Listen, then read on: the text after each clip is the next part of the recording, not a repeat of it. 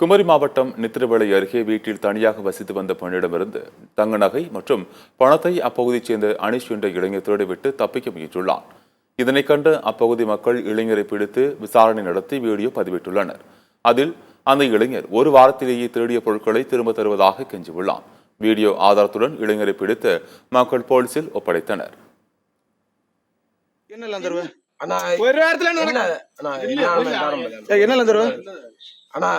ஆனா ஒரு மாலையும் ஒரு 4 ஜோடி கம்மலும் 4